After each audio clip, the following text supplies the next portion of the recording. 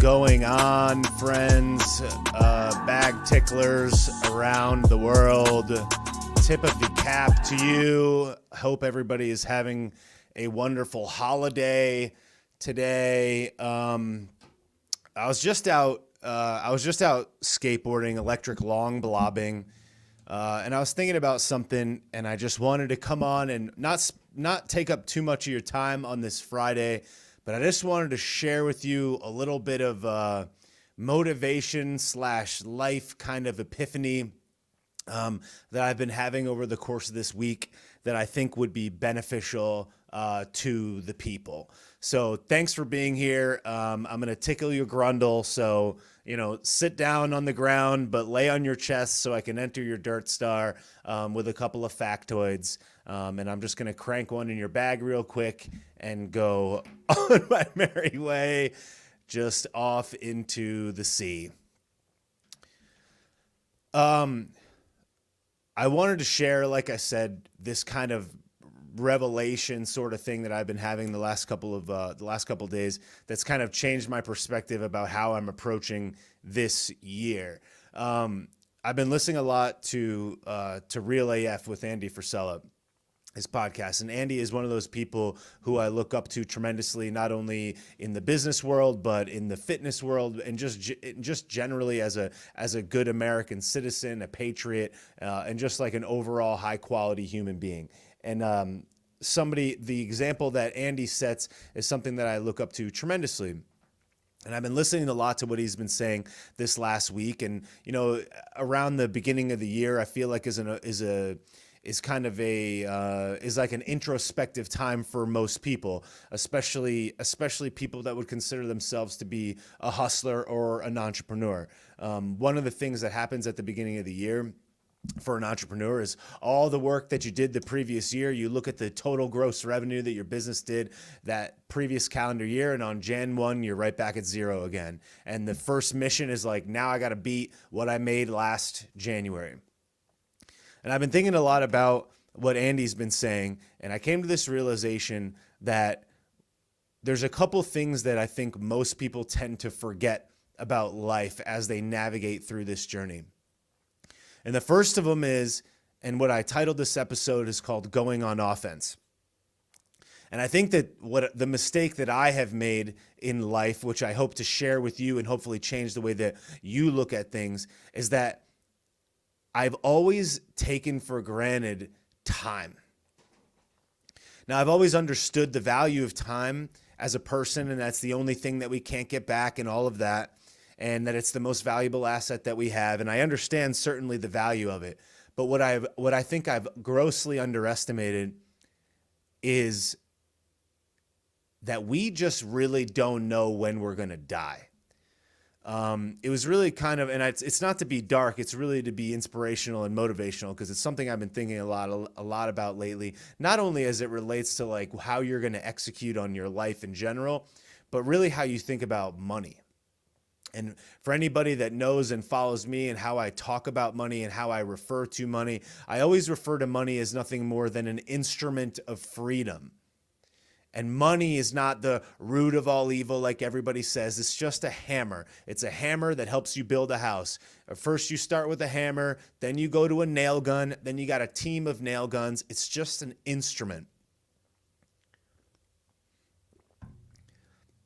So I'm 35 this year. I'm about to turn 36 in March. And I started just realizing, we have absolutely no idea how much time we have left. And we look at like our parents and generations above us, our grandparents, and say, well, they lived to this age. They made it to 95 or 93 or 71 or whatever it is. And I feel like we get this fake insulation bubble of how long we really think we're going to live. And what really kind of brings it all back down to earth as we travel through this mysterious blue spinning blob in this mysterious galaxy of sorts, is that there's a lot of times where that really is not the only indicator to try to understand, how quickly and how aggressively you approach life.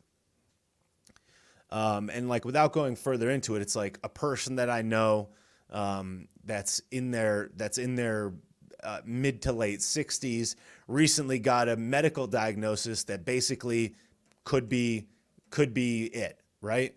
And it's like, no matter what happens, all your life you stack up bread and experiences, and you might have millions of dollars in the bank and a multi-million-dollar house and all of these things that you've set yourself up for this comfortable retirement, and you're just working and living and not thinking much of it and playing golf or whatever it is. And then one day you wake up and you're like, oh, I'm dizzy. Like, let me just go to the doctor. And it's like, boop, you have this. And just like that, you're cooked. And I've been thinking a lot about that lately because I think that it's motivational. And I've been listening a lot to Andy, like I said, coupled with this idea of mortality and not understanding to what degree and what extent we really have left. And then I also started to think about money and how money plays into all of this stuff, and how I, for one, have been constantly thinking and planning for the rainy day, and always stacking up not only cash, but making investments, always anticipating that I would have this really long stretch. But what I've been thinking a lot about lately is like, not only how that we don't know to what degree and to how long that this stretch will go, but that we tend to, at least I do, tend to play it safe on certain things, anticipating that I'll have all of this time to figure it out. And I think that the urgency aspect of your limited time on this planet is something that's easy to overlook. And then what it all comes back to is this one final piece, which I think is kind of like the big picture of all of this, which is that every single day we have a battle that goes on in our mind. And we are constantly telling ourselves what is okay, what is not okay, what is acceptable and what is not acceptable from moment to moment. We have this internal dialogue that dictates the decisions that we make throughout the day more than anything else. And at the end of it all, whether you are sitting on your deathbed or you're at home alone right now or wherever you are, the one constant is this inner voice and this battle that we have with it and the discussion that we have with ourselves every day. And I've started to realize, specifically in this week, that the internal dialogue is the entire battle of life. And as much as I feel this like visceral, deep reaction and connection to the goings on of the world and my desire to contribute back to it, leave the world a better place, participate in politics and all of this stuff, these things that matter to me and so many other people, the real challenge, the real solution, the real life-changing game is the internal dialogue. It's really the only thing that we have to conquer. And when I started thinking about it that way, it made me realize that there's really nothing to fear at all. Death is not to be feared. The future, pain, incoming struggles, they're all baked into the cake. It's all reality. It's going to happen no matter what, whether we like it or not. So then it comes down to, what is the real currency in life, aside from what we believe is currency, like actual currency? And I've kind of come to the conclusion that there's really two things. The only thing that really matters in this entire equation, no matter how we slice and dice it up, is your health. And I know that that seems redundant and it's obvious. It's like, oh yeah, I already knew that. Like, tell me something I don't know. Like, I thought you were going to tickle my brain bag, and I'm here chest on the ground, and like my Dart Star is empty. But it really kind of hit me what that means. And I think a lot of the times I've kind of dismissed health as being like, being active, working out, etc., but not really taking into consideration like the grand picture. It was always like, I'll be good.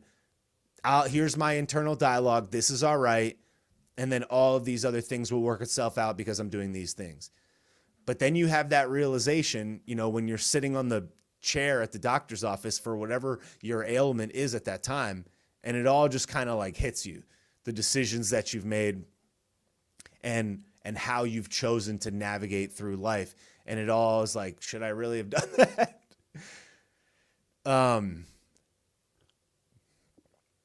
And though I don't want to make this purely about health, I think it's a good preface to how I'm approaching the other things that I think kind of sets the stage, which is like the one thing that I overlooked my entire adult life. It's like I was always willing to put in the work. I was always willing to go to the gym. I was always willing to exercise and move. I like to sweat. I like to do all those things. But I never really took into consideration with a high level of importance what I was putting into my body in the form of food and water and drink. And it was like, yeah, I'm young, right? I'll exercise and it'll be good. But I'm starting to realize now that, the food that we eat, at least the vast majority of people that I know, and almost everybody, including myself until a couple of months ago, is like laced up with straight poison. And I think that it has more of a correlation to the way that we feel and our longevity, aside from our longevity in life, but just the way that we feel moment to moment, day to day, that it's like, this is something that I completely and totally overlooked, how important it really was. Things like healthy crackers. You get a box of crackers and you're like, oh, these are healthy crackers. They're whole grain. Yeah, whatever. Or you think about like eggs. You're like, an egg is an egg. Or cheese. Or meats. You're like, meat is meat. But it's not. And this has been this insane realization that I've had in recent months that I'm just like, yo, how did nobody tell me this? And it's really not to blame another person or another whatever entity, institution. It kind of leads back to kind of my overarching point, which is that like it is our responsibility to manage all this stuff. And the only person that's responsible for our lack of understanding of these things is ourselves. But we have this internal dialogue. And when I say we, I mean me, but maybe you, I don't know. We have this internal dialogue where we're like, it's fine. I'll do it tomorrow. And we constantly lose the battle with ourselves. And one of the things that Andy talks about is he talks about winning the battle with your mind and winning the battle with your B voice. Try not to swear on this one. Keep it healthy.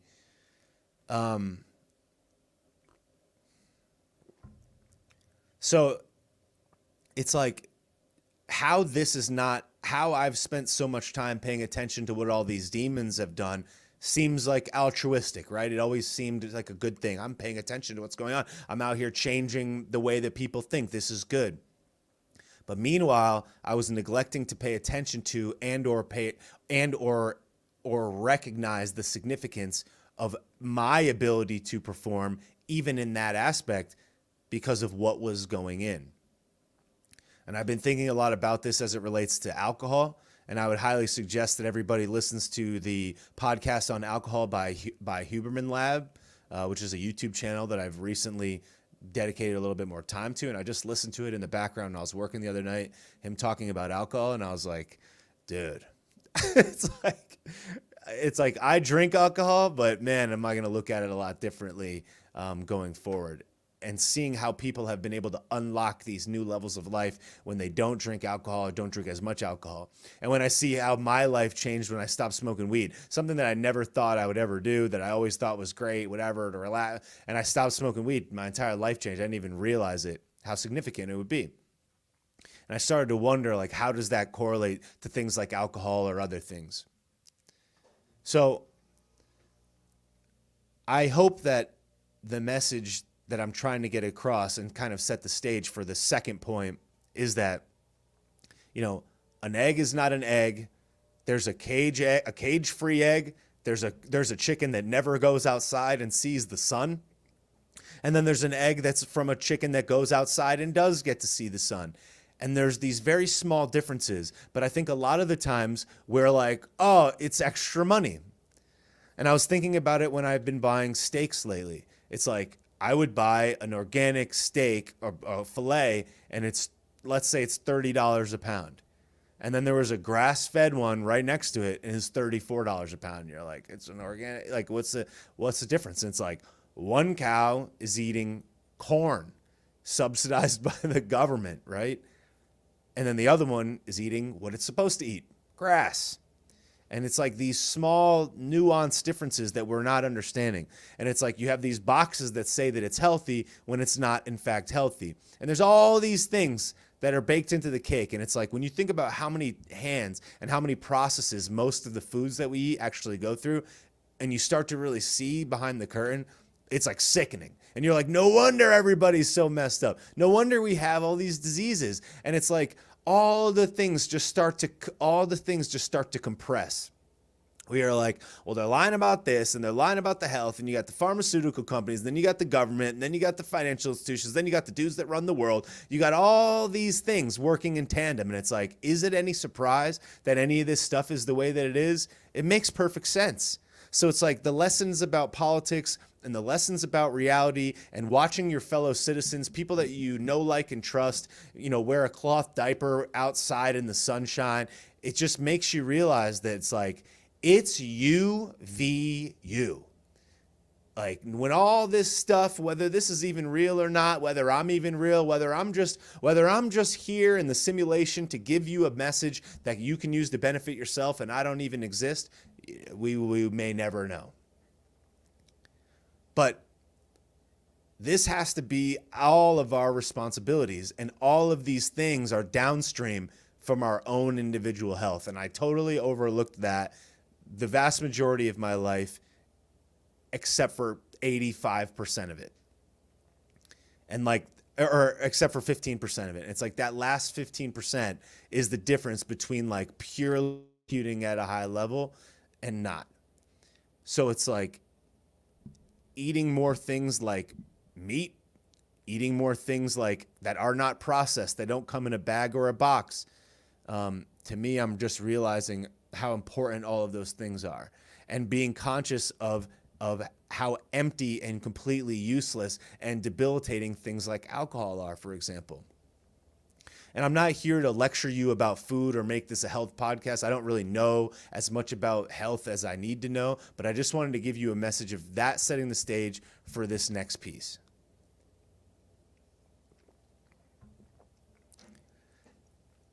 If we understand the health aspect and we understand how great and significant it is to be aware of what that is, and we understand our limited time on earth and how little we have, and we understand that there's this internal battle with ourself and what we're willing to tolerate.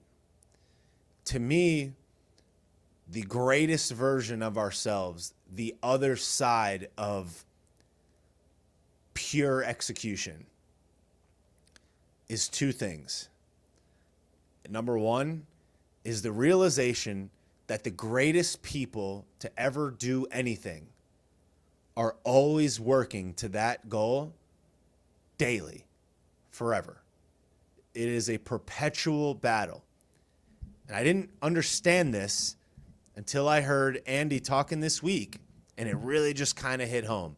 And I started to think to myself, it's like, Andy, for example, has all of the things that he could ever need in his life: family that loves him, a successful business, relative youth. He's 43. Hundreds of millions of dollars, probably everything that he could ever want. I don't know how much he's worth. It's just from what I can see.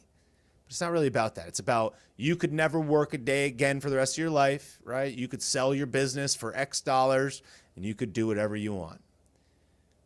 Yet, what is he doing? And it's the same lesson that I learned from Tim Grover's books, Relentless and Winning, is that Michael Jordan and Kobe Bryant, the best basketball players, and Michael Jordan, arguably probably one of the best athletes of all time to ever live, would win a championship game, and the next morning at 6 a.m., he would be in the gym. What is the lesson from that? You are the greatest to ever do it. You just won the championship. 6 a.m. the next day, he's in the gym. Kobe would go to the gym multiple times per day during the season and in the off season. There's times where he would go to the gym 3 times or 4 times in a day, taking jump shots, practicing, getting better, winning the battle with his mind.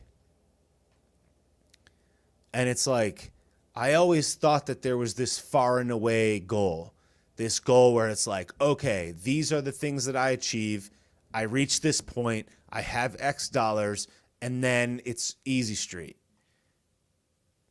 But what I didn't realize is that the pure wealth, the pure richness of life that I have been seeking or believing that I was moving towards is actually in the day-to-day sharpening of the sword and in the day-to-day improvement of what we already have. Because you'll never be as young as you are today.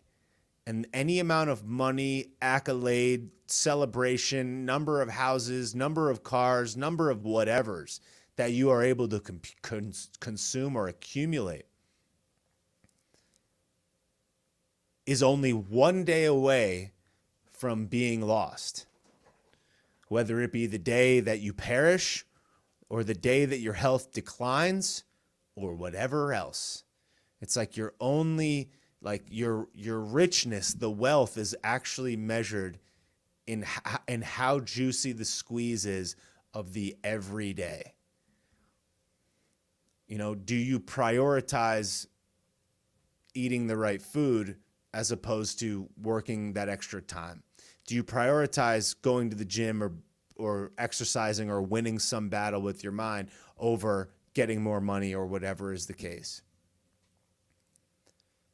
And then it's like, okay, well, what is the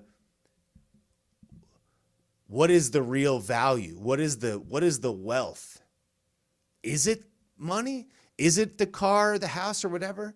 Or is it the richness of the time and how good you feel in it? There's a lot of rich people that are depressed, overweight, whatever, sick in one way or another. So it's like, it's not even really about that.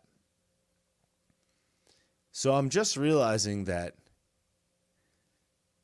the best way for us to tackle this very dark world is to really just lock in on winning the battle with ourselves and ourselves only.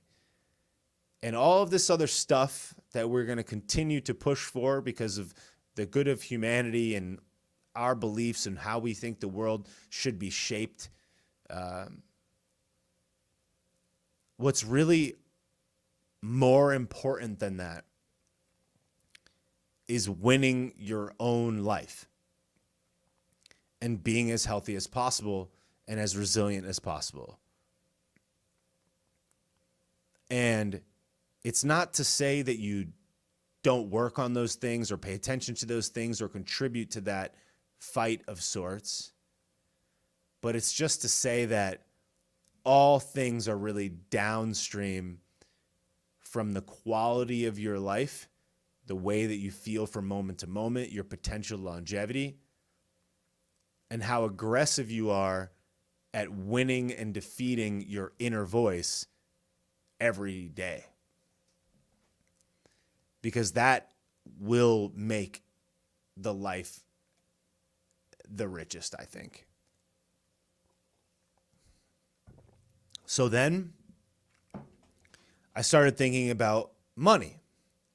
and how I've approached money in so many ways, where I'm like, all right, you got to save here, but you want to spend a little bit on this so you can have this thing. And I realized that as aggressive that I thought that I was about money, I feel like we always devolve back into this scarcity mindset where we're like, yeah, but what if I can't do this?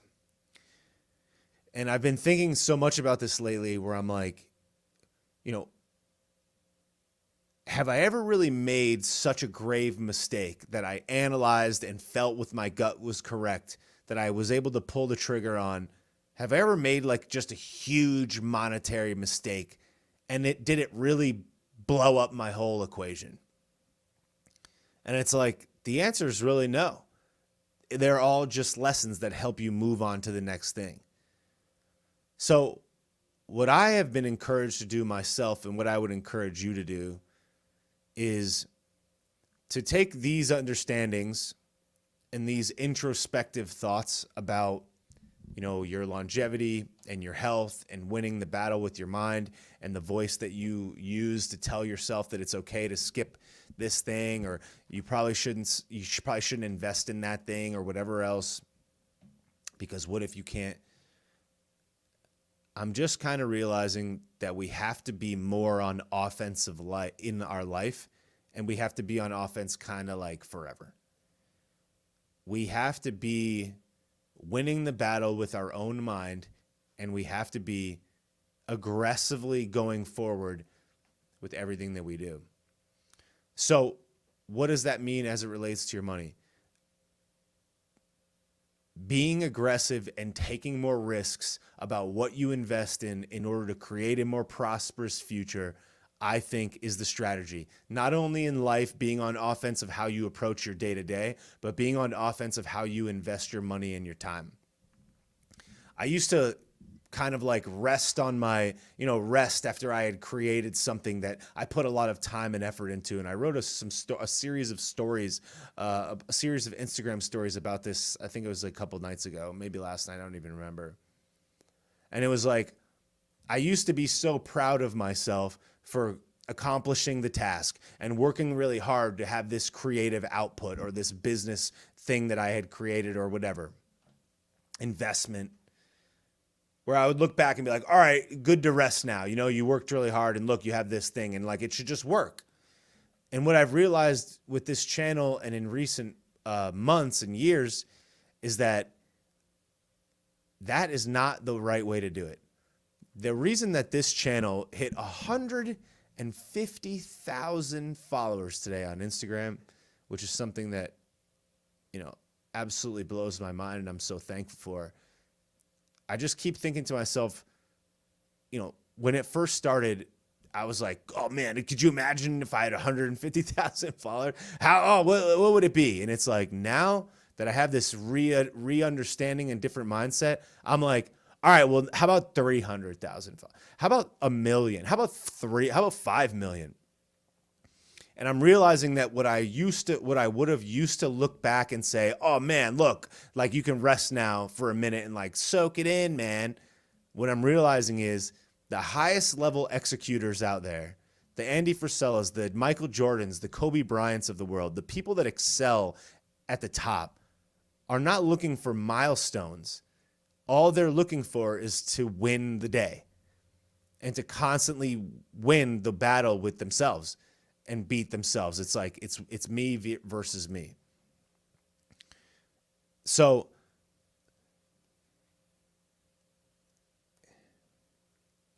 I think as it relates to something like money, for example, in the same way that we doubt ourselves and a venture that we might go into or an investment, if we believe that we've made the right analysis, we trust our gut, and we go with something, generally speaking, we're usually able to navigate our way through it.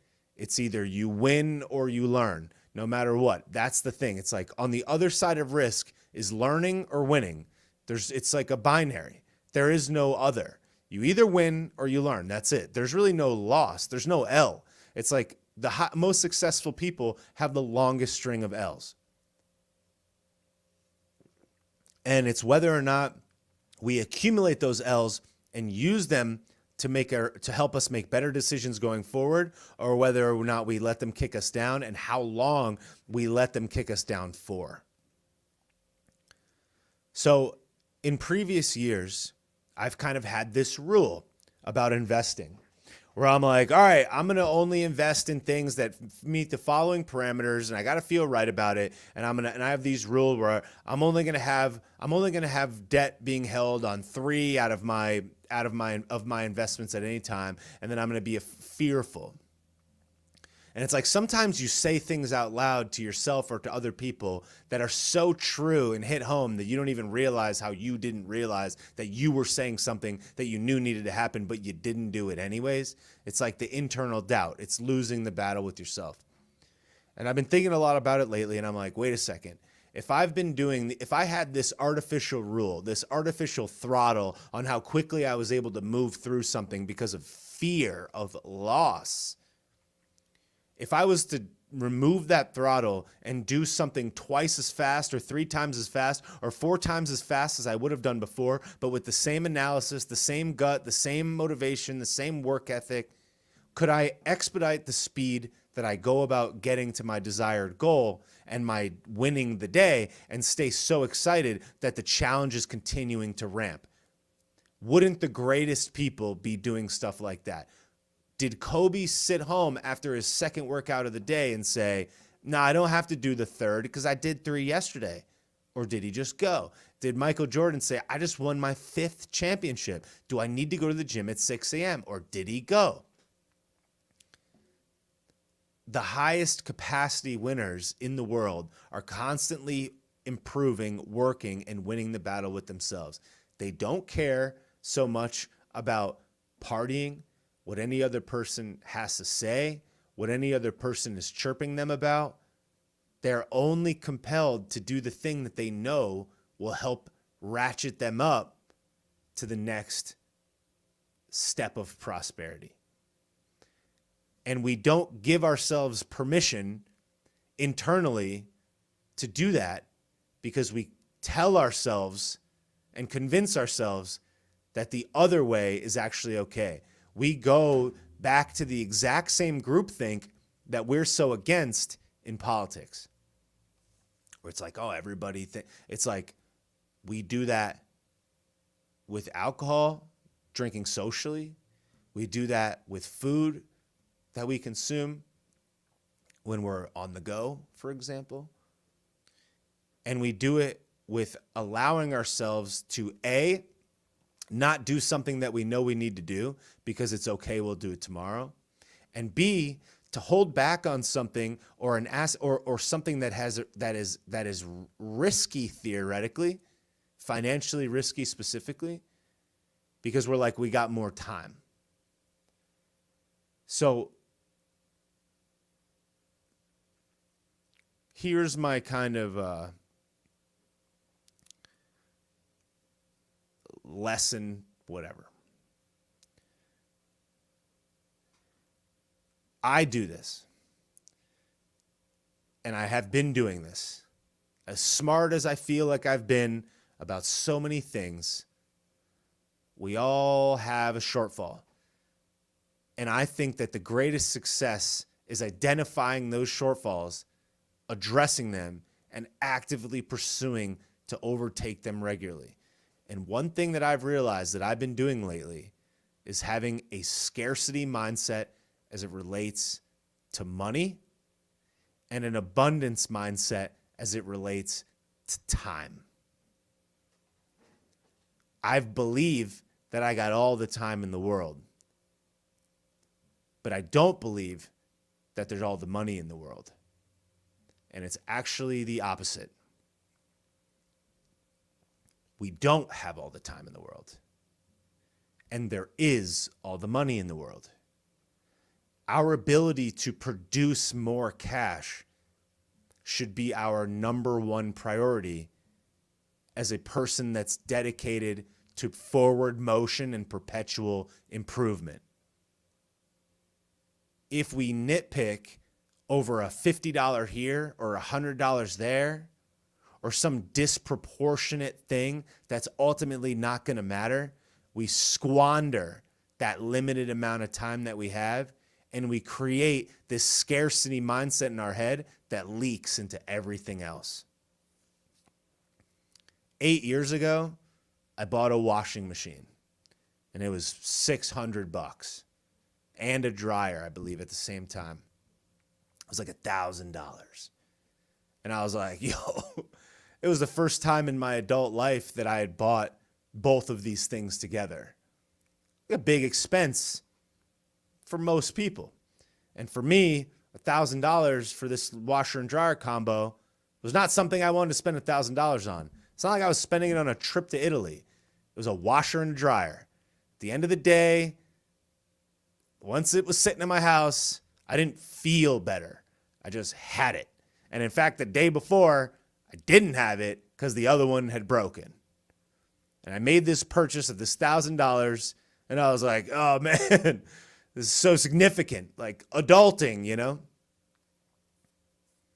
And the amount of money that I had to my name at this time 8 years ago is a lot different than I have now. And I'm not rich by any stretch, but if I looked at myself now versus where I was 8 years ago, I would be like, yeah, I wish I was there. But I still have the same mindset about the washing machine. And a month ago, my washing machine started acting up. And I'm like, oh man, like $600. Like, I don't want to spend $600. Like, I have $600. I could have bought 10 washing machines and it wouldn't have mattered. But I was like, oh man, it's $600. Like, I'm going to buy this washing machine. So I looked at a used washing machine, $200. I tried to have the one that I had fixed. $100 there. I looked online and I'm like, this one's $873 and this one's $673. Do I really need $873? And I did all this mental like spinning on the mouse wheel. And at the end of it all, I spent $675 or whatever on a brand new washing machine. And the guy came and took the other one and wheeled it out, and it was like, it was gone. I'll never think about that $600 again for the rest of my life. And if I didn't think about it today as it relates to this video, it would have never even crossed my mind again. I would have paid my credit card bill at the end of the month, which I never pay interest on. I pay it in cash. And I would have literally never thought about it again for the rest of my life. But I was like, oh man, $600. Scarcity mindset. And I think about a lot of things that way, where it's like, this thing is okay to spend money on, but this thing is not okay to spend money on. Like, oh, it's just a washing machine. But then you'll spend money on dinner, or you'll spend money on a ticket to a show or some experience. What I've been trying to understand, what I've been realizing lately is the same way that I think about an event or an experience or whatever needs to be the same way that I think about the washing machine. Needs to be the same way that I think about all these aspects of expenditures, which is like, yeah, you don't want to spend $1,200 if you could get $600. You don't need to buy the nicest thing, but don't waste time trying to save $100 when you have to do something.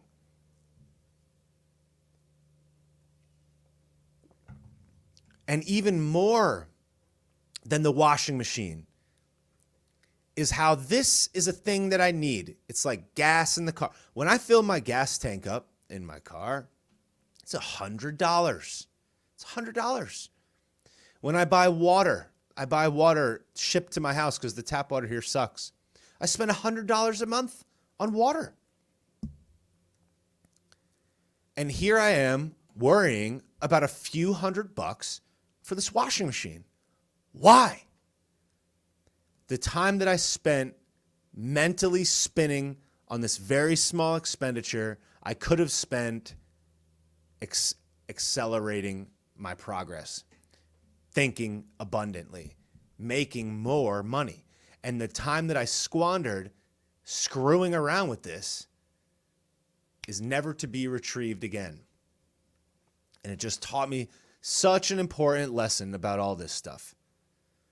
Because if you take something that's even less ridiculous than the washing machine, like a business expense, it's like we all beat ourselves up about business expenses.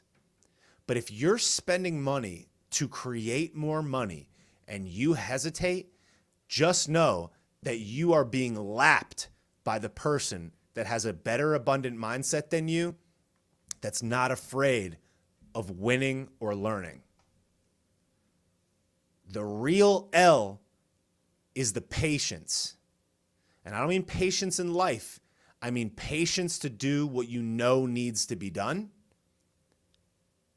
and patience to believe that saving a buck is more valuable than the time you squander and the way that you feel about what you decided to do as it relates to this individual battle that you had with yourself.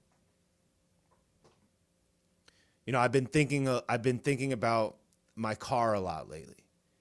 And I've been like, I need to get a new car. I've had this car and it's, you know, I don't want it to do this. And I've been going through the same thought process as the washing machine.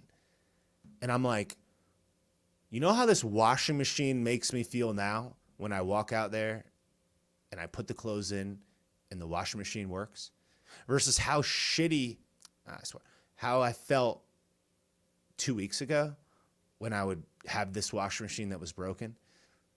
The amount of time that I wasted that I'll never get back was far more valuable than the $600 that I invested into the washing machine to work for 6 years, and I'll never get it back. So, you know, how do we connect all this to one thing? And what is the lesson going forward? I think this is the lesson.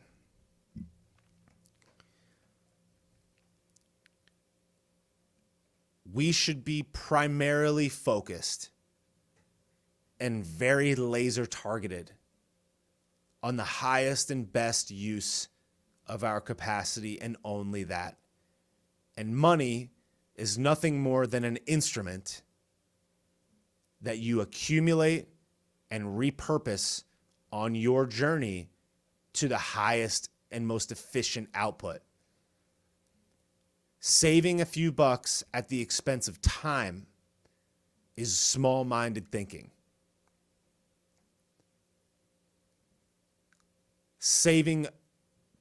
Putting in a little bit more time to making money as opposed to prioritizing your health is also small-minded thinking. The same way that we overlook health for money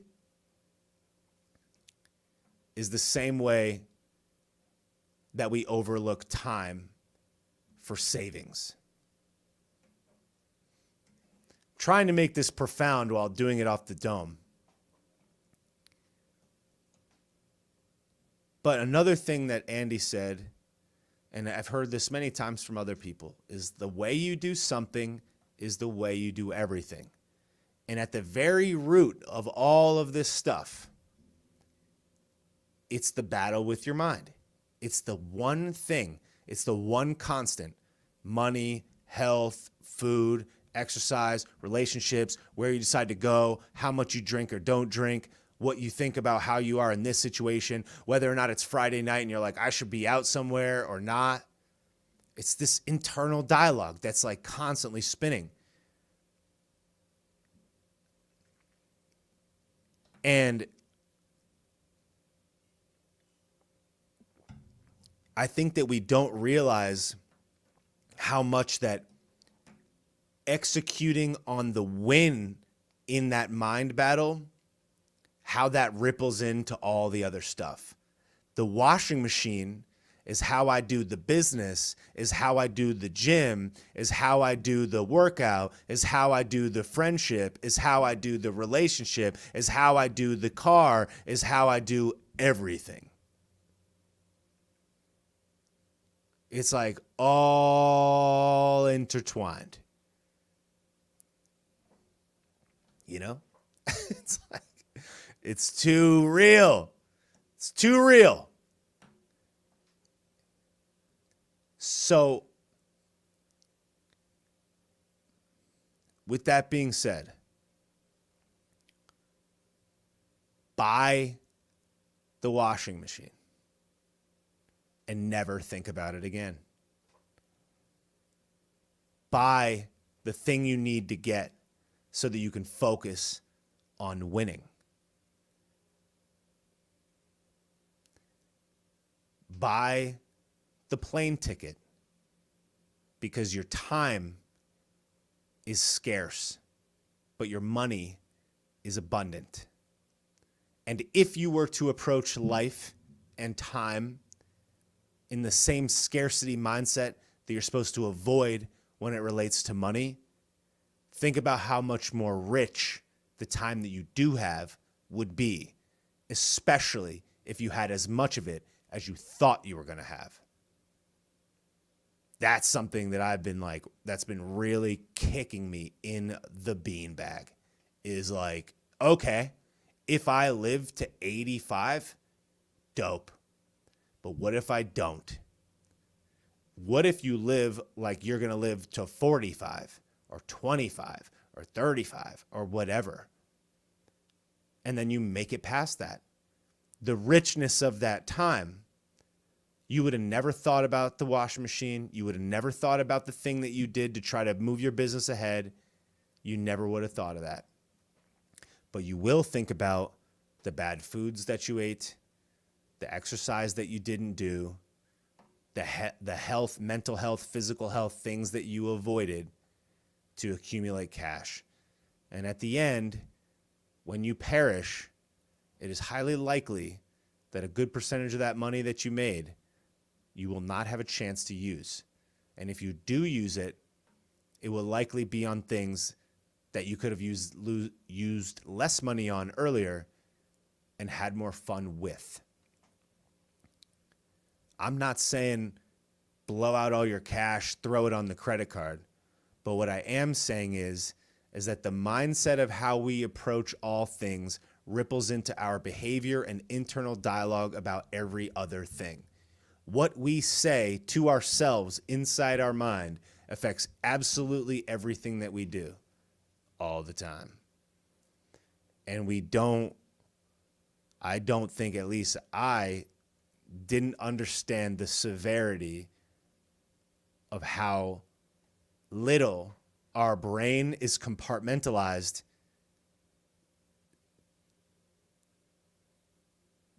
to our approach to all things. I was like, oh, if I do these things good in business, I can compartmentalize that. If I do these things good in friendships, I can compartmentalize that. I can be good over here and bad over here, but I'm still doing good over here. I really just don't think it's like that.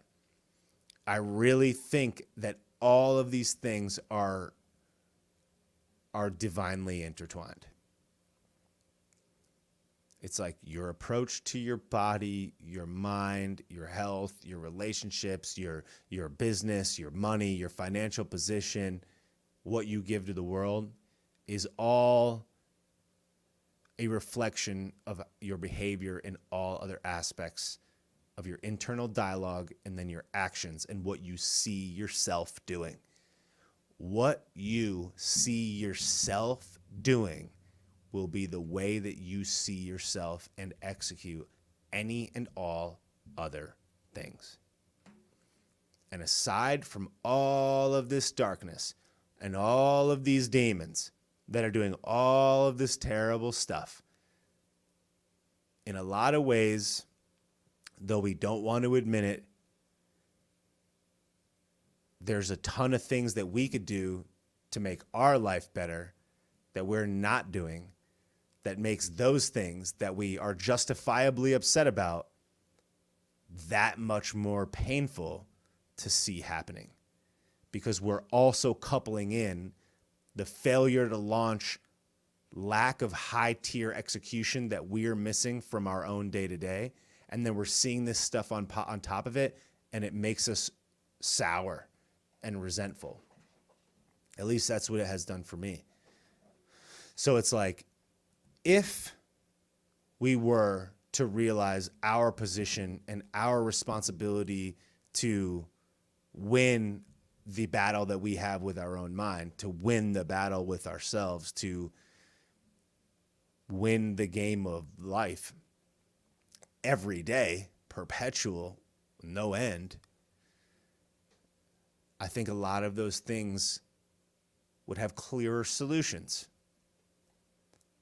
And we would be more effective at doing whatever it is that we do now to give to the humanity. It would be that much more valuable. And I don't think that we, and when I say we, like literally what I mean is me, understand how deeply correlated all these things are. And we're not really seeing the true cause and effect of how these things intertwine. And it's not until we do and execute consistently that the dots make sense, connecting them, looking backwards as opposed to looking forwards.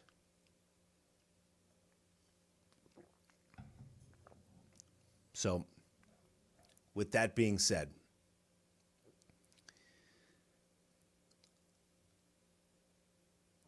I hope that this message was beneficial to you,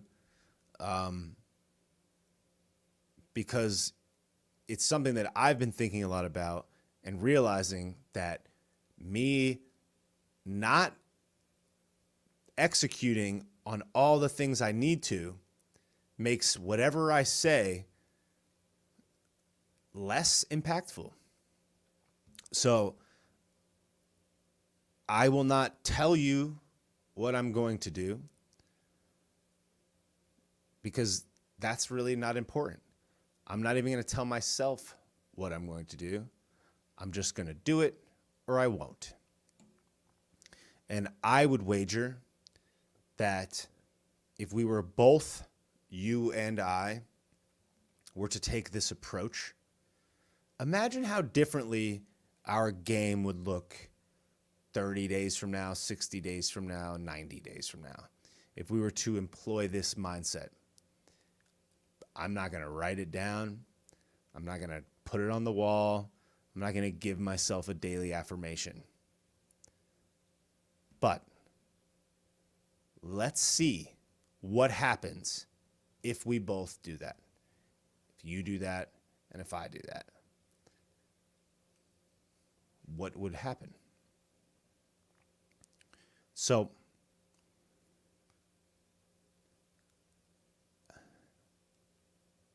I don't know that I left anything out. I think that that's pretty much the sum of what I wanted to say. That was 54 minutes, longer than I thought it was going to be. But I do hope that the message is clear, that going on offense for how you manage your minute-to-minute, second-to-second decisions is of paramount importance. And really, it's the only thing that needs to happen in totality. It's like, will you win the internal conversation with yourself? Will you do the thing that you said that you're going to do, that you told yourself you're going to do, or will you create an excuse? Are you going to think about time as if it's limited with more urgency? Or will you say it's going to be fine, I'll have time? Will you think about money as if you will have the ability to produce more and you'll find your way out and you'll build the wings on the way down when you jump off the cliff like great entrepreneurs do? Will you do the same work and continue to show up and understand that no matter how many of X, Y, or Z you have, that the real win is in squeezing the juice of the improvement day to day and being relentless for the pursuit of the highest and best output that your life has to offer? Will you do that, or will you create an excuse in your internal dialogue to say that this is actually all right, I'll just do it some other time? That is the question. Will we do what we say we're going to do, And if we don't, do we have the foresight to understand how that will affect us watching ourselves not do what we say or know that we have to do? The choice is yours. And that's the other thing. It's like, whatever you need to do to feel accountable to yourself, it's not about a plan. It's not about a program. It's not about a day or a length. Everybody's way of navigating this can be different. I'm not here to say that this is the one thing that works. But what I am realizing is that the game of high execution is a everyday thing. It's only that.